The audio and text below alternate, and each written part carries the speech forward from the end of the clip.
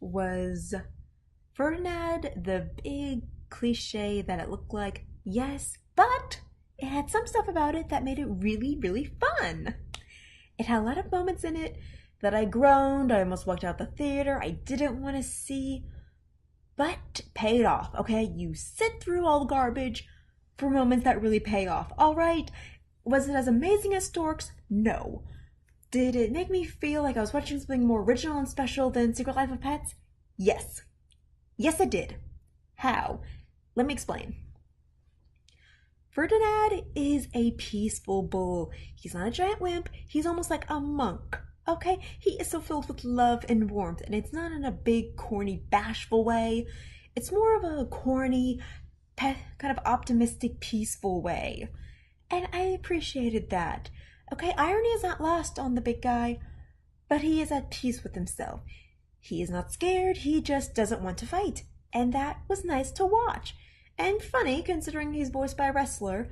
But I didn't get that annoying DreamWorksy feeling where, okay, yeah, they're overacting because they want to be a cartoon. I actually got feelings that this guy believes he was in this world and he was actually just, reacting to things that was happening in his world.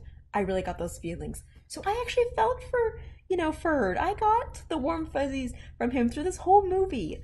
He was consistently a big sweet guy who was nice to other people and kind. And yes, it wasn't too corny that it was so painful. It was just, really, hey, he's a nice guy, okay? Yeah, he's the guy that will, take a check for you. He will offer. He's a big sweetheart. I liked him. Let's see, things I didn't like about this movie. Let's see, well, the humans were all pretty flat. They were what you kind of thought they were going to be. Human girl loves him, and that's pretty much all her personality is. It's adorable that, they grow up together, totally loving each other like best friends. And even though he's a giant ass bull, he still sleeps in her bed. And it's sweet. It's kind of like when you have a dog that sleeps in your bed, and even though it seems like it's uncomfortable because he's taking up so much room, with them, it's just adorable because he just, he kind of holds her while they sleep and she leans on him and she feels protected and he just loves her and it's just really cute. Let's see. The dog on the farm had a lot of cliches that made me just, I hated those. But yeah, the fact that Ferdinand was so sweet to the farm, like, he would lift up the water trough thing just to water his flowers, that was sweet. That was like an interesting use of his horns. Oh, and then, of course, there's the big part where he goes to town and he scares all the humans because, he accidentally gets stung by a bee and he just reacts a little badly. I don't know, there's this really interesting scene where he's in a china shop, haha, and he is like saying, I am a 2,000-pound feather. I'm walking through. And yeah, the plates are falling, but he's catching them with the tips of his horns and his mouth, and he's getting every single one, and he's being so careful. He's being so careful. It's impressive, okay? But yeah, of course, he gets shipped back to the ranch he was born into. And like how he was when he was a small calf, it is, yeah, all the bulls that he grew up with, yeah, they are not really bullies, but they're competitive and they're angry. And, they're living this life of where either you fight in the ring or you get eaten. And it's tough, man. It's tough. I don't know. It was in the very, very beginning where it shows them all being skinny little calves, and the cutest part about that is they're these like bone thin little calves compared to their like huge ass daddies. It's kind of like the babies are bacon and their daddies are big steaks, and it's just precious. Like Ferdinand's father was, he was a jock, he was a big kind of macho dude, but he was sweet, he was really nice to his son, he was warm to him. He was trying his nicest and best work to try to make it seem like doing this job was cool, And it kind of reminded me of like maybe a police officer, it's like, yeah, this is a great honor to me. I'm happy to do this big job I'm going to get hurt on, okay? One day, when you grow up, you're going to be a big tough dude and you're going to get it. You're going to see. And little baby Ferdinand is like, can I be a champion without fighting? And his dad kind of has this, smiling as kindly as he can. It's like, God, I wish that worked out for you, sweetie. I really do. And not in a patronizing way, just a more of a, I sympathize with what you're saying, kid, but don't expect that. So yeah, it was sweet.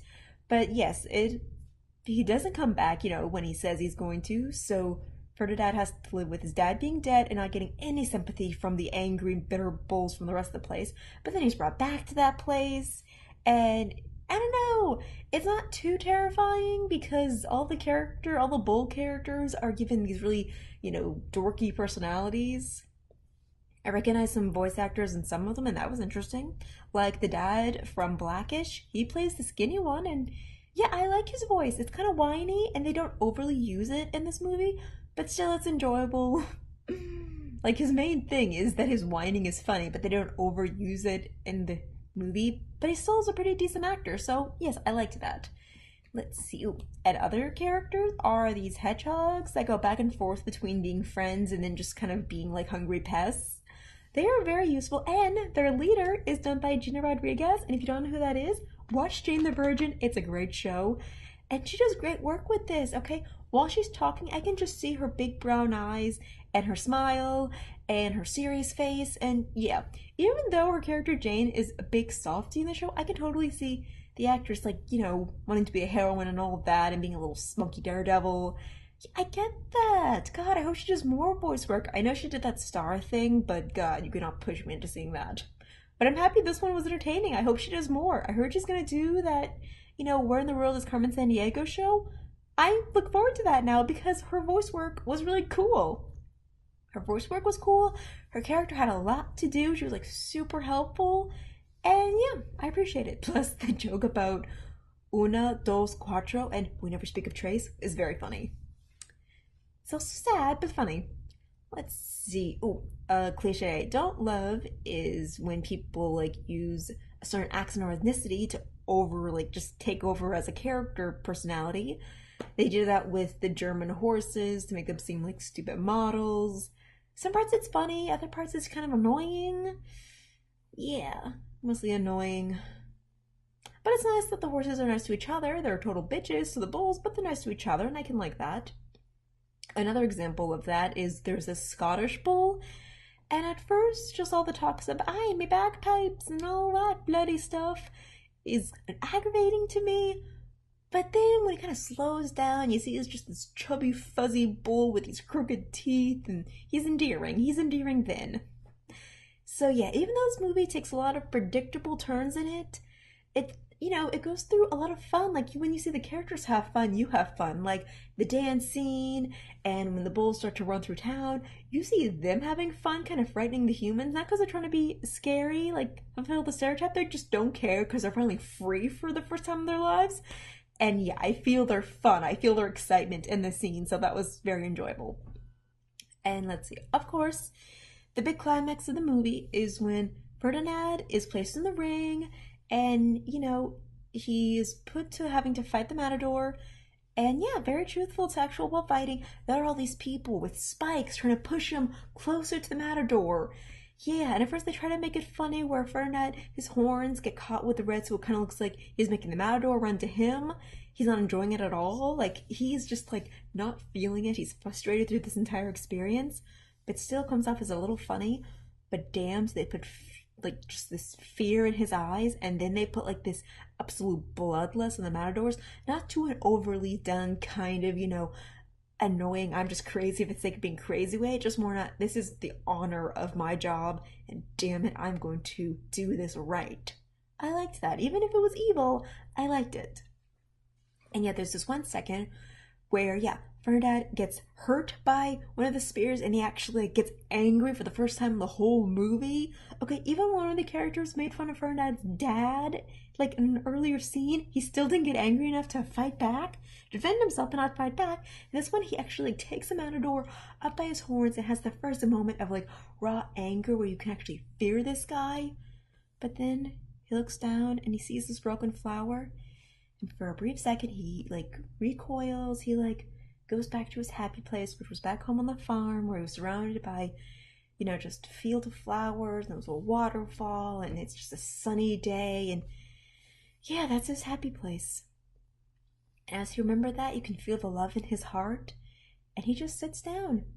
He just says, "I'm not gonna fight. You can kill me if you want, but I'm not gonna fight." You saw that part coming in the very beginning of the movie, but with a sword in his face and a human who really wants to do it, it's scary, and damn it, it touched me. And then, oh my god, Ferdinand doesn't know, but like his little human friend Nina is right behind him watching this. He has no idea because he's like, his back is to her. But yeah, in that moment, his eyes say, go ahead. I don't care. He knew happiness, he knew the love of friendship and all that jazz, and he saved his childhood bull friends and some new people. He's content. He could have died, and yeah. So yeah, I enjoy the movie for those reasons, for those particular reasons I just mentioned. If you can get through a lot of cliches and annoying pop songs and a lot of other kind of funky, predictable stuff, just the work with the eyes and the scenes where people are just stopping to breathe, damn, they're worth it. This is a movie it was worth being made. I can't say that about the Nut Job or the Ice Age movies, goddamn the Emoji Movie, but Ferdinand, yes, I might even buy it just because I think it's special enough. Maybe. At least I will not like stop people from watching it if they want to watch it. But yeah, it was a very pleasant movie, so